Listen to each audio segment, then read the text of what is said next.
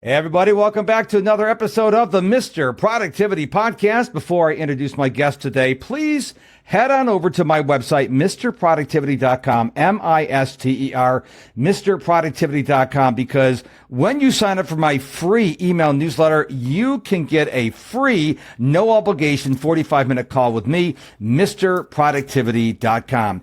JJ I knew I was going to mess it up, JJ. I'm so sorry. Flizanes. Yes. Is that right? That's right. Okay. She's an empowerment strategist and creator of the Empowering Minds Network. She works with spiritual truth seekers to remove emotional blocks and transform struggle into joy. Through personalized exercises and roadmaps, she helps clients identify sabotaging patterns and achieve emotional healing, empowering them to live their dream lives. JJ, welcome to the show. Thanks, Mark. Looking forward to this conversation, helping people look at it from a different angle. Because as you said, I think recently in your show that you thought that productivity was all about apps and spreadsheets and things like that, and that there's a mental component to it, an emotional component, and of course there is. We're human. Yes, 100%. And I will tell the audience, if you've been listening to my show at all, I'm a little uncomfortable right now, not because of JJ, it's because my standing desk died, and so I'm actually sitting for a podcast. I hate sitting for a podcast because I'm so energetic, but we will make it work. So everybody wants to live their dream life. Everybody says they want to live their dream life. And one of the things I talk about with my new clients is clarity, because it's very difficult to live a dream life if you're not clear. So let's jump off there. What are your thoughts about saying you want to live your dream life and actually living your dream life? Because there is a gap there. Sure. Well, I think there are two parts. One, if you actually believe you can. And two, how badly do you want it? Because most people say things that they don't actually mean. or they get tested on it. If you can say something, but if like people say all the time, oh, I'd like to be healthier, but do you see them taking any action towards getting healthier? They don't. They say they want to be healthier, or they say they want to lose weight, or they say they want to do things, but they're not doing the things someone who actually wants to do that does. You talked a lot about sabotage and blocking our brilliance. I think the biggest problem is the person we see reflected back in the mirror. I think we get in our own way and we spend a lot of time blaming other people or making excuses. Do you agree with that, or am I off base? No. Yeah. We make excuses, but let me explain sort of the components of what blocks someone's brilliance. And there's more than this, but I'm going to start with these four. Okay. So the first one would be a concept that Gay Hendricks writes about in his book, The Big Leap, called upper limits. And an upper limit is how much we think we deserve. We hit an upper limit when we don't allow in more than we think we deserve. There are a lot of people who, and I know everyone is familiar with these stories, you might even know someone personally, someone who wins the lottery, and then within however much time they have spent all the money and now they're in debt because there's this guilt factor because they haven't earned it. And there's something about they weren't in a place where they believed they deserved it. And so therefore they can't hold on to it because they don't have a container to, because their perception of themselves or whatever deservability means, because the lottery can seem random. So why them and not somebody else? Why somebody? And all of a sudden you go down this, this crazy spiral of deservability. And then there's this guilt attached to it and the pressure attached to it. And then you get rid of it. And not everybody, because I actually know some people that have kept it because they kept quiet and they didn't tell anybody they won. But I know everyone has heard that story at some point in time, or even celebrities that hit a certain part in their career. They have a one-hit wonder, and then they're out there spending the money as if it's always going to be that way. And then they go into debt, and then they're depressed. And of course, this all makes psychological sense to me. But when you're in it, you're not really thinking about or observing the pattern of the behavior. We all have upper limits, and we'll always have upper limits, because as you grow as a person and expand and evolve, if you're growing, expanding, and evolving, there are people that are not, because they refuse to learn anything new or do anything different or think in a different way or look at a different perspective. Those people will just live in the confines of whatever they think they deserve and can have and whatever they believe. We actualize what we believe, because that's really what it comes down to. Whatever you believe is what you're going to get. So the upper limit is one piece of that. And I teach people how to get to that next, like, here's how I upper limit. Here's why I upper limit. So when I know it's happening, if I want more than I've already had before, Because most of us get to a place where we go, okay, this is what I've been able to achieve, whatever it is, money, love, success, health. But I want something more than that, which is what most of us want. But in order to get that more, we have to become more. We have to change. We have to grow. It's really that simple. So understanding that this is the fate of somebody, or this is like, it's self-diagnosed, like it's self-professed. You can decide and you can change and you can grow and you can want more and you can get more, but you do have to change and grow to get that. You can't just stay the same person expecting that. What's the definition of insanity? Doing the same thing over and over again, expecting different results. Okay. So don't be insane. I will say that I once heard a story a number of years ago. It has to do with the thermostat. So we each have inside of us a thermostat. And when it gets too hot, it cools us down. We get too cold, it warms us up. So when you are getting near your upper limit, your body's going, whoa, whoa, whoa, what are you doing right now?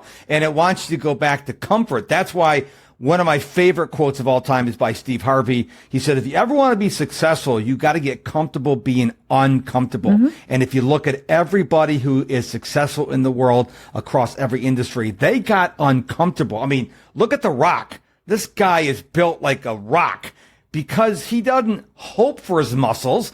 He actually works on it every day.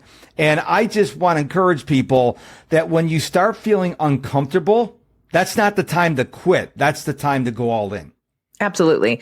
And it helps, in my opinion, when you can identify what's going on rather than, because we have this thing where we believe what we feel. We think it's real.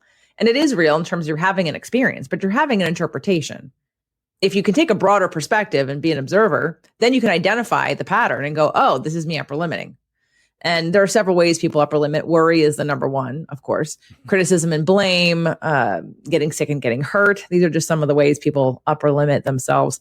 Back my mom. How about comparisonitis? Is that attributed to upper limit? Well, that would be worry. I mean, that would just be, if you're comparing yourself to someone, then you're probably telling yourself you're not as good as that person. You're not as successful. You're not as fill in the blank, whatever it is. But that leads to the second point of this sort of 4-point pillar that I'm going to mention about what blocks your brilliance, and that is your core wounds. So I'm big on, and I specialize in helping people heal core wounds and rewiring their core wound patterns. What that means is we all have them from the time you're born, sometimes even before that, and like 0, coming in until you're 7. Your brain is not conscious. A child's brain does not become conscious until about 7 or 8. So thinking about thoughts is not what happens. Well, we're just recording things. We're looking around, we're observing and recording. The brain is taking information all based on survival. So if your parents, you're crying in the next room and they didn't hear you and you're sitting there for, 10 minutes, whatever, your brain might be recording that you're not safe, that you've been abandoned, that you're not important.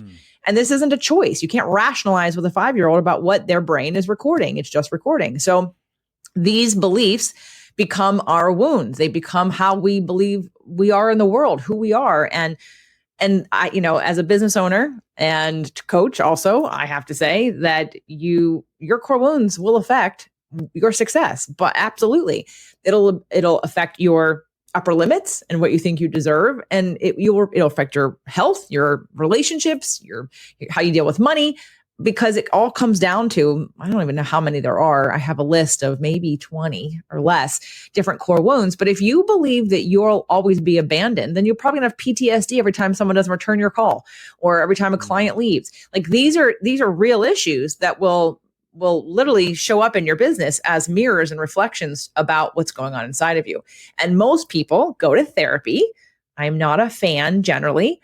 This is not to say there aren't amazing therapists in the world. There are. I've had one, but I've also had a lot of bad ones because they're not necessarily getting to the point of what are the things I'm trying to heal. If all we do is talk about what happened yesterday between you and your spouse or you and your boss, we're not getting to the root of the belief that you have that caused the problem of the interpretation in the first place. So to me, I want to get to the root of it. I want to get to the understanding of why do I react this way? Why do I feel this way? Why do I interpret this way? Why do I look at the world this way? And you can do it very quickly and simply. When I first learned about this exercise, I looked at the therapist that I was working with. I said, why isn't every single person in therapy doing this? It would streamline months. Like it would get to the point fast. We'd actually know what we're working on. How many men hate therapy because they don't know why they're there? All you do is go and talk. Okay, now what? How do I know if I'm getting any better? How do I know if it's working? You don't, because there's no structure. And I'll stop there because I have a whole 90-minute talk on my website called The 3 reasons why talk therapy is ineffective. And again, no disrespect to those of you that are using other tools and doing them well. Traditional talk therapy to me is kind of a waste of time. But anyway, that's how I feel about it. When you're talking there, this is the way I work. This is my show, unapologetically. I live in Houston, Texas. I know you live in California.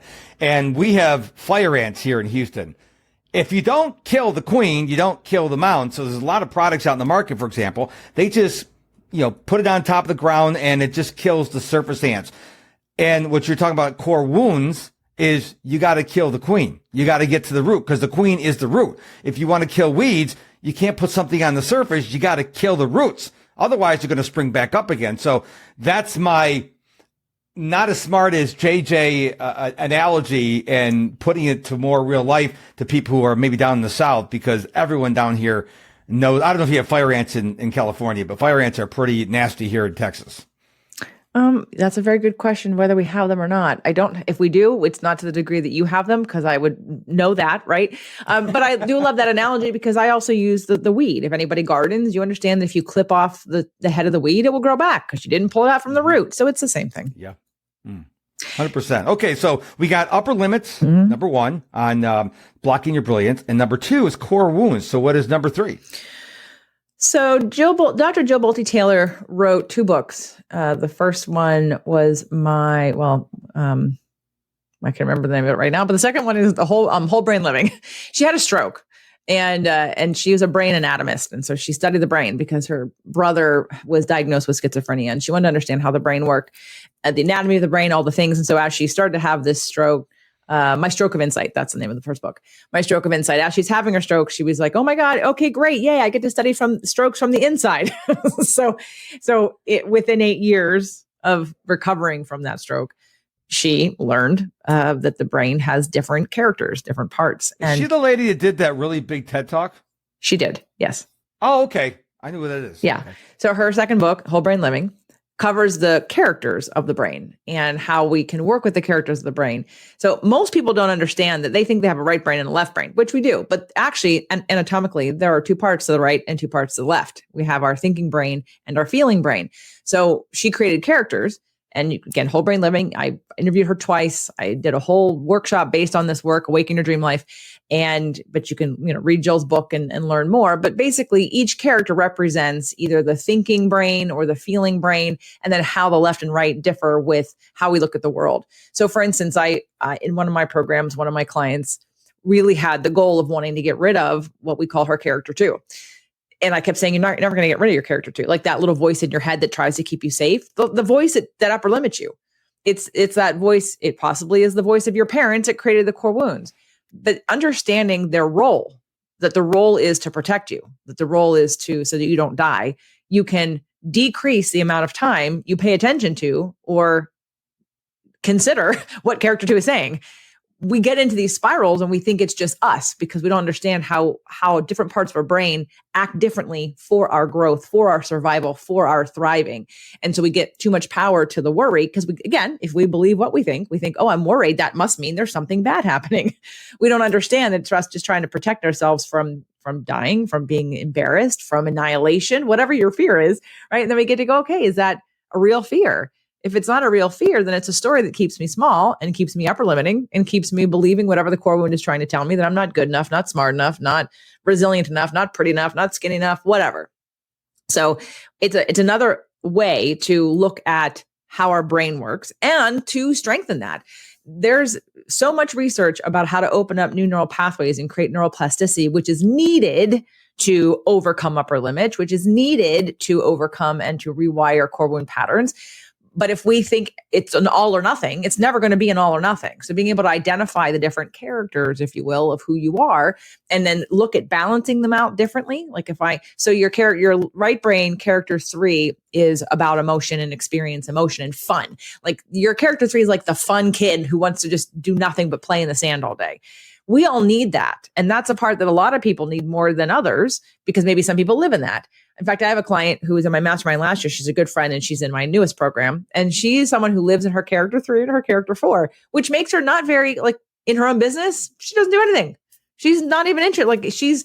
Because she relates to her character one is like, I'm not that person. Oh, I'm the person who's fun and I'm emotional and I work with people and I'm a healer and I do all these things. And then character one makes me feel like constraint and not free and not, but she recognized in order for her to do her business, she's got to pull up her big girl pants and make that character one, like be disciplined, get accountability. Now, I'm guessing on your show, there's probably people here who are very accountable.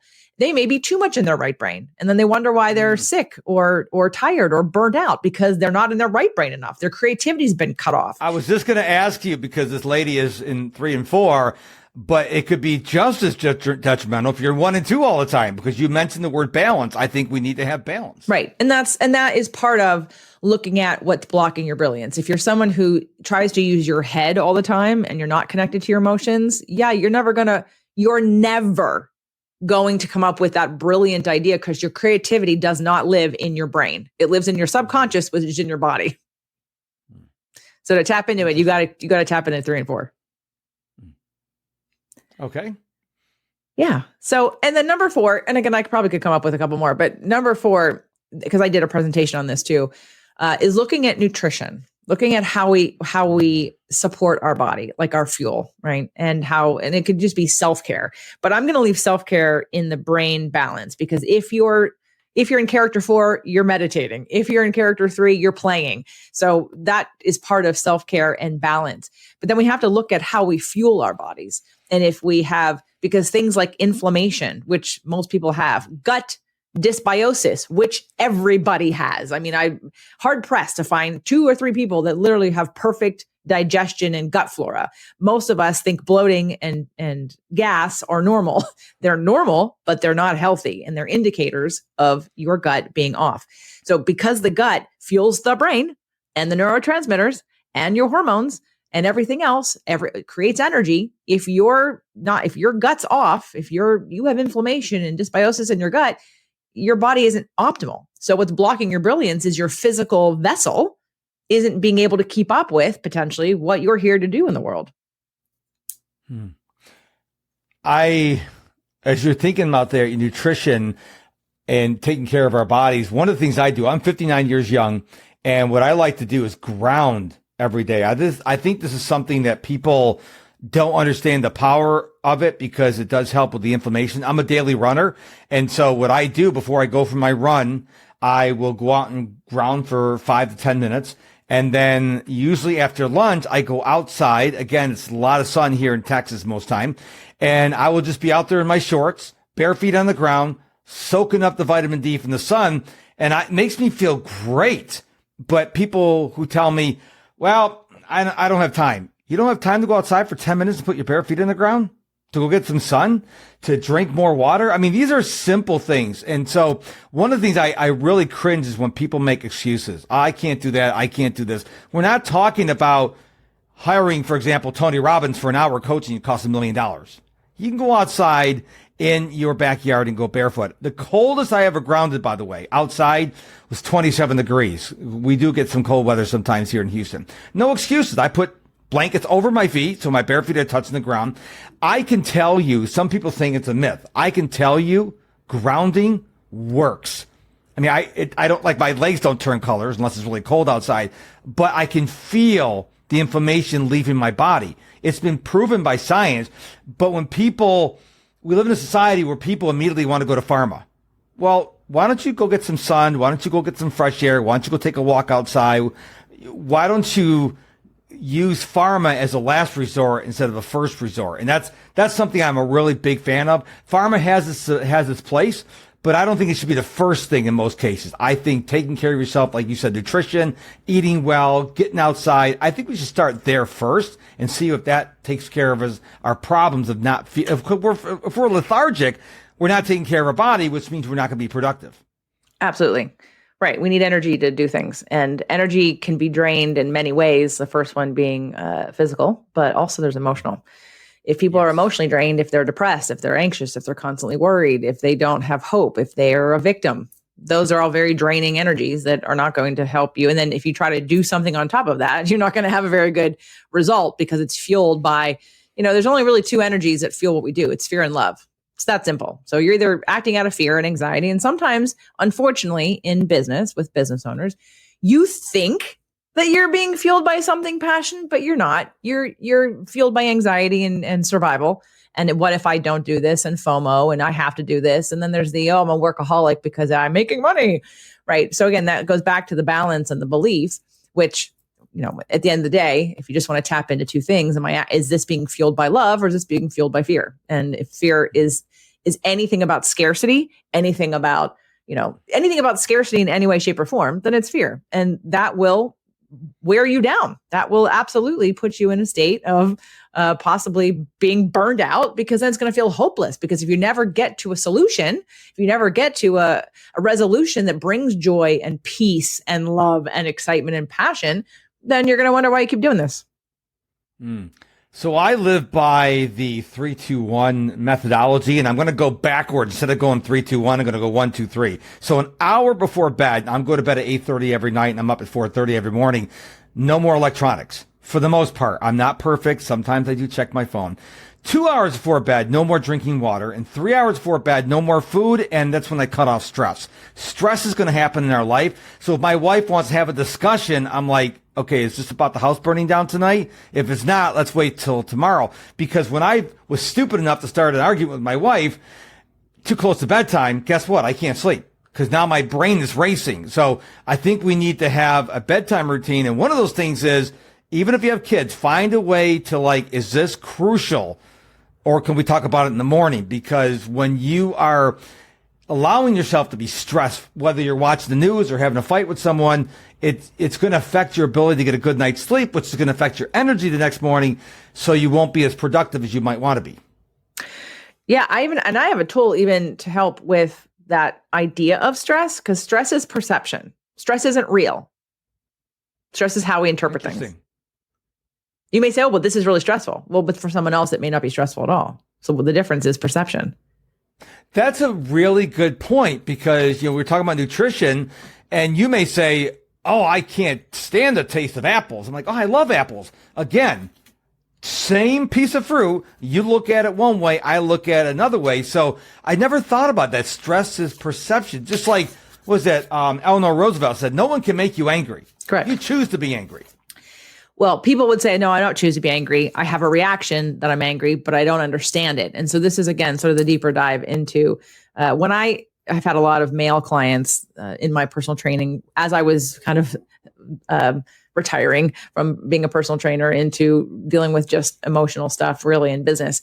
And anytime I'd mention emotions, it's like men get allergic. Oh, emotions, no, it's too indulgent. That's like a woman. That's, emotions, poo-poo. But the minute I say stress, oh yeah, I'm stressed. I understand stress. And all of a sudden it's a badge of honor, as if stress is a good thing. Because the more stressed I am, aka the more important I am, or the more successful I am, or the busier I am. And it's, but it's the same thing. What do you think emotions are? Or what do you think stress is? They're emotions. You're having a negative emotion and you're labeling it as stress. But stress literally is a perception. It's an interpretation of something. And I'll tell you, so this is something I normally teach when we go a little deeper in emotional things. But this is basically stress reduction. I don't believe in stress management. Why do I want to rearrange the deck chairs on the Titanic? It's still sinking. It doesn't make any sense to me. I like stress reduction, which means I change something. I change the way I look at it. I change my response to it. I understand it differently. I get my need met. And the need conversation is something people don't have. This is based on the work of Dr. Marshall Rosenberg. He wrote Nonviolent Communication. Hated the title, kept it from reading, that kept me from reading it for a long time. And I took a bunch of classes, and I was even thinking of becoming one of their trainers, except that I teach something very differently. I take the work, which is brilliant, and I add a twist to it, because that's how my brain works. So this is a sheet, and I have it. If you went on my website, you could not find it, because I do not offer it for anyone, because you need the understanding of what to do with it. So that's sort of the teaching that I'm going to share with you right now. And it's 3 points. And I call it 3 steps to effective communication, but it's really 3 steps to stress reduction. I actually could rename it. That sounds much better for your audience, and for men in general, and for people in general. So it goes like this. The first question, once you download and print 1,000 copies of it, and you have it everywhere, at your desk, in your car, in your bag, on your refrigerator, in your bathroom, anywhere you are on your desk, in your wallet. And then I I have a client of mine that designed sort of like Instagram, like pictures of the feelings and needs list so that you could have it on your phone if you didn't have the sheet with you. But step one is figuring out what your feelings are, identifying feelings. So on this list, there are 100 different feeling words. And I bet you if I asked you or your audience, how many feelings are there? It might give me, if you're good, you might give me 10. You might be like angry, mad, sad, happy. Like it wouldn't be there's 100. Okay. Wow. And the reason why there's 100 is because the frequency of each is different. The intensity level. So if I said, what is the difference between irritated and rage? It's the intensity level, right? It's the degree of 100%. Anger. If someone's irritated, you're not hiding under your desk. If someone is rage, you might be hiding under your desk because there's a consequence to someone who is around someone feeling rage. So being able to accurately identify the feeling that you're having anytime you have a negative feeling. I will say that you're not going to do this list when you have a positive feeling because you're feeling good. So you don't need to problem solve anything. It's only when you have a negative feeling, because a negative feeling is and means, and this is in your business too. So listen up. This is not personal. This is your entire life, every aspect of your life. When you have a negative emotion, it means that there is a need that is not being met, or the perception. So for anyone listening on the podcast and not on video, I'm doing air quotes, the perception of a need not being met. Because again, your interpretation might be that you're not getting something you want, but someone is giving it to you. You're just not receiving it for whatever reason. I use love language as a really easy, someone's love language might be acts of service and the person wants touch. If they're not getting touched, they keep saying to themselves, he doesn't love me. He doesn't love me. He doesn't love me. She doesn't love me. She doesn't love me. But they're ignoring that they're giving them acts of service as a form of love, but they're not receiving that because it's not how they interpret love. So here's a case where it's happening, but you're just not receiving it. So you're upset. You're having a negative emotion. So negative emotion. So figure out the feeling first. Number two. Before you go to number two, I just want to say Gary Chapman's book is phenomenal. Yep. And when I read that book, it was an eye-opener for me because my wife's love languages are time and words of affection. Mine are gifts. And so for her birthday and stuff, she doesn't want presents. She'd rather have me just hang out with her for an hour, which they don't sell on Amazon. So I actually spend the time with her because that's her love language. That's what she wants. And you can't judge someone based on their love language. You can't say you're wrong. We all have different love languages. And so any of the guys out there listening to the show, if you don't know what your wife's love language is, find out. If you've been married more than a year, you should know. I mean, women are pretty clear on what it is. And I bet your wife knows, I shouldn't say wife, your spouse knows. I guarantee you, your spouse, if they're female, they know what your love language is. Men are pretty much like Gomer Pyle. We're pretty clueless sometimes. I'm saying it for myself too. So if you don't know your spouse's love language, figure it out because it's going to make your life a lot easier and you probably have a lot less stress in your life. I'm going to rope it into your customers have love languages. Your clients have love languages. Your children have love languages. Your family members, your parents, your neighbors all have love languages. And in a customer service situation, you better know your client's love language. Because if you're giving them what you want and they're not feeling like you're paying attention to them, it's because you don't know their love language. Mm-hmm. So good point. Excellent point. Well, again, all this emotional work applies to every aspect of your life. The problem is nobody teaches you that. You could improve your customer service a millionfold by actually understanding. And it's not hard. You just have to notice, maybe you ask a question or two, but you just notice how they do it. We give others what our love language is. So if someone's bringing you, baking for you, giving you gifts, inviting you places, you'll be able to says, I have a client who just went on a transformational experience with me. That's how I'm going to say that. And she told me, and I knew this ahead. She's been with me now a little over a year. And her love language is words. And before this transformational experience, I didn't hear her use words very much. And all of a sudden this transformational experience happens and she's complimenting everybody. Oh my God, your skin looks great. Oh my God, this is amazing. This is the best thing. And I was like, whoa, okay. I said, I just want you to know that before this, yes, your love language is words, but we never heard them. So they might've been, and she's like, well, I was thinking them, but I never would say them. And so now she says them and she says them often. So, but most of the time you can kind of guess what someone's is by what they do, how they show love for you or how they attend to you, or if they're complimentary. If someone doesn't use words are my third. my partner's words are number one, and that's so easy. He compliments everybody all the time. Like he compliments himself. Anyway, love language is again, as a business, please know your top clients and your top customers love language, because if you think that handling a customer service issue is to buy them something when their love language isn't gifts, I made that mistake with colleagues of mine, people that worked with me. I never acknowledged them because I felt like, well, I'm not going to say anything, because if I can't make good on what I said, then why would I address it? But they just wanted to be acknowledged. I could have paid them in words and I didn't know that. And I lost relationships because I didn't know that. So back to the feelings and needs here, the 3-step process of stress reduction and effective communication. So we started with the feelings. What am I feeling? So that's a personal question. What am I feeling right now? And I'd even go as far as to say, where do I feel it? Like, so that way, you know, the indicators. Is your stomach in knots? Are you starting to get hot and sweat? Is your neck cramping up? Just try to connect it to a physical experience. So that way, next time it happens, you know what it is without having to sit and do this practice. So the second is, what need is not being met? And again, this isn't being needy. This isn't being dependent. This isn't being weak. There are 86 basic human needs on this list. Every single person needs support. Every single person needs fun. Every single person needs honesty and integrity and companionship and compassion. So this part of the list is the need. So that's step 2, is to figure out. So you ask yourself when you figure out your feeling. So I'm exhausted. So I'll give you a really good business example. I had a mastermind group that I started years ago that was free at the time, because I was working on wanting to put all the business, the personal, the health together. And I invited the people that were in the group. We were doing it for about, let's say, a year. And we would meet in person. And then finally, I wanted to take it to the next level. I wanted to do some whiteboarding. I wanted to strategize. I wanted to create maps and strategic plans for the business parts of our conversations. So I said, let's do this whiteboarding, half-day whiteboarding session. And there's a couple in the group. And the husband was like, okay, great. Remember, it's free. And the wife was like, I don't know if that's the best use of our time. And I'm thinking, are you freaking kidding me right now?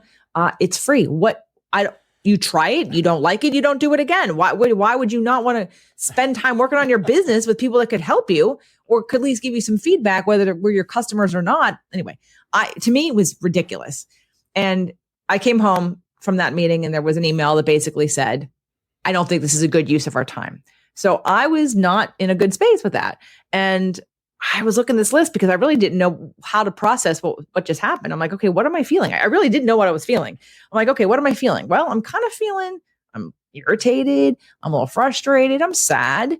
I'm confused. That's for sure. So then I get to, well, what's my need? I have no clue what my need is. And I would say this to everyone who's going to do this exercise, please try it a couple times and use the list, because I guarantee that you are not familiar with your own needs. Guaranteed. I've been working with people long enough to know you don't know what you need. You expect everyone else to know what you need, but you can't identify it. So I'm looking at this list and I'm reading and I go down. I start at the beginning at meaning, acknowledgement. I'm like, no, I don't care if they acknowledge me. Awareness, no. Beauty, celebration, clarity. Well, I could use some clarity on why I'm confused. Closure, competence, contribution. Contribution.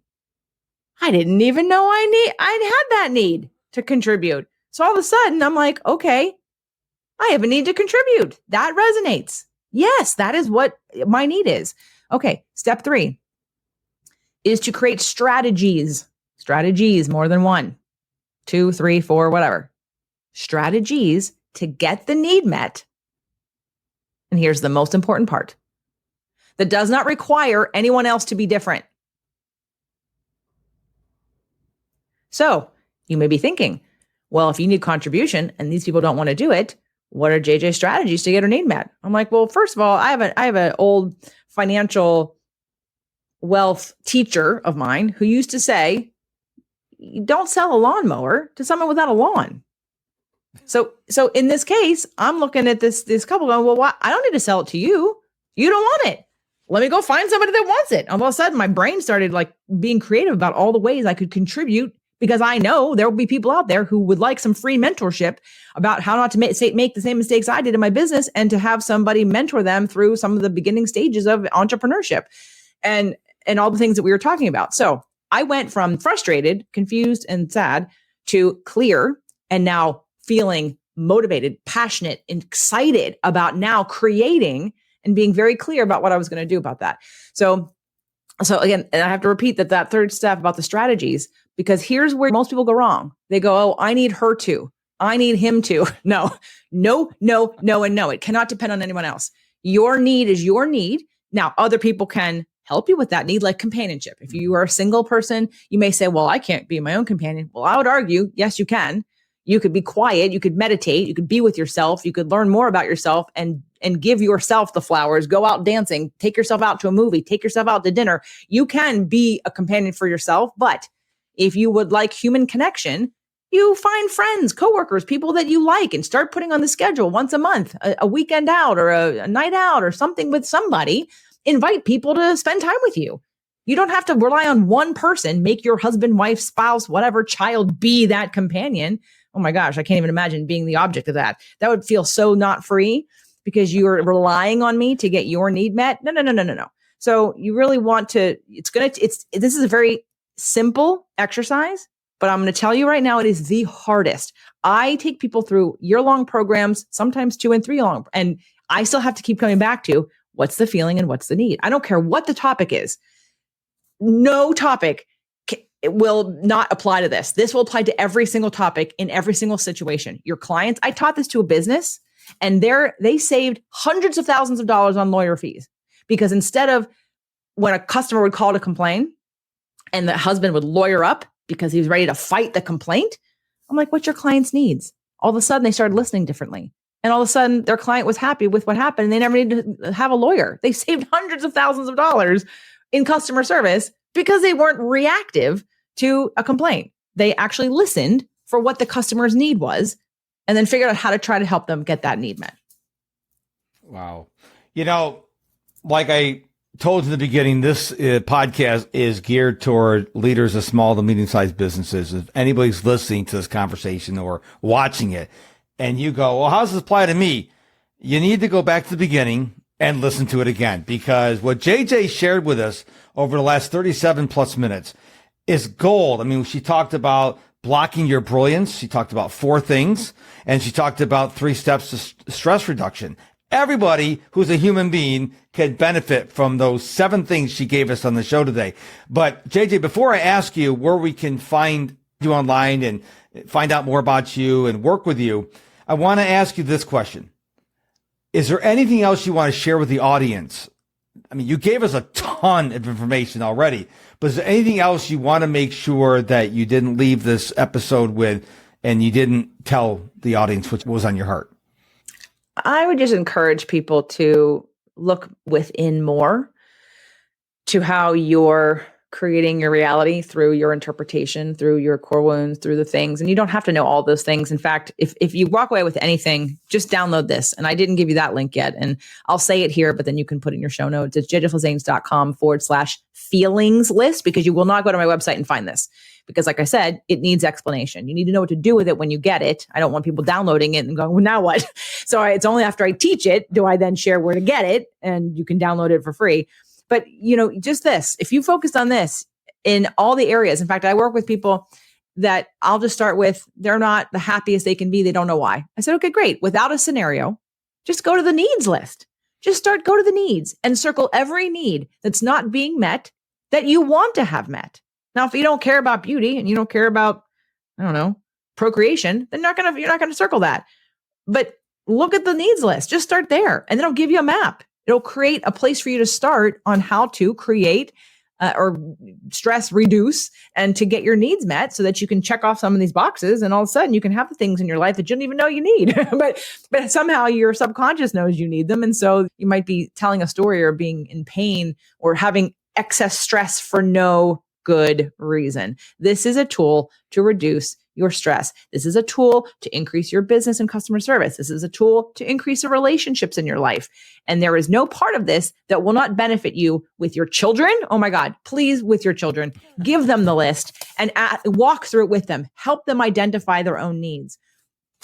It's so needed. It is so important. And that's all I would say. I have a ton of free stuff also, podcasts, whatever, 90-minute presentations, webinars, master classes, whatever, on a bunch of different stuff. So the content keeps going. But I think the biggest message I always have for people is that most of the things you stress about are unnecessary, and you can fix it. And you do have to dive a little bit into your heart, because in my opinion, everything we do, everything, every choice we make is about how we want to feel.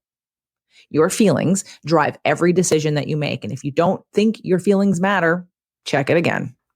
Yeah, I agree with you. And funny story here about love languages is my, like I share with you in the audience, my love language is gifts. But here's the thing.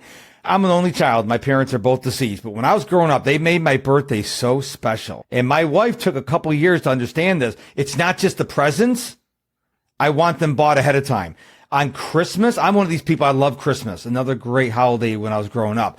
I don't want Christmas presents being delivered by Amazon on Christmas Eve day and thrown in the tree. I want them there for 2 or 3 weeks. And my wife understands this now. It's not just a gift. It's like, because the less time there is between when you bought it and when I open it, it shows me you don't care. Now, again, this is how I feel. So you can't say that's wrong. And my wife knows. So she says, you want me to buy them in July? I was like, well, no, you could wait till October, but don't wait until Christmas Eve day, because then I get stressed, because that's my love language. Now, I am horrible with her love language. I don't spend enough time with her. I don't give her enough words of affection. Matter of fact, I'm a big journaler. And one of the questions I answer every day is, what's one thing I'm avoiding? And at 99 times out of 100, it's like, I don't love Michelle, my wife. I don't love Michelle the way Jesus teaches me to love her. And for me to write that down, it becomes real to me. Now it's not like, yeah, maybe I'm doing good. No, I know I'm not. I know I'm doing a horrible job. And I know a lot of men who feel the same way, but they don't speak about it. Well, that's never going to solve the problem. Whether to get your feelings list or, reach out to you or whatever. You can't just say, oh, I'm not doing a good job as a husband, as an employee, as a friend. That's not going to solve the problem. So I'm sure your website, you can give them the website one more time. So I want them to go out and get this list. Well, the list is on a special secret page that is not on the website. Yeah, the website's jjflizanes.com. And there's plenty there that's free, more stuff. Okay. But the list is at jjflizanes.com/feelings list. So feelings with an S, because there are many feelings list. And I am not going to put that in the show notes, because like JJ said, you had to hear why that feelings list is so important. So you get it because you're listening, you're watching this podcast, and you get it why that feelings list is so important. But I'm not going to put it in the show notes. I'm sure you'd appreciate that. Absolutely. It's useless without an explanation. Right. Exactly. Well, I want to thank you for being on the show. Before I let you go, ladies and gentlemen, boys and girls from all ages around the world, don't forget to head on over to my website, MrProductivity.com, MISTER, MrProductivity.com. Sign up for my email list and get a free 45-minute, no obligation call with me, Mr. Productivity. We'll be back real soon with a brand new episode. Until then, stay productive and stay positive.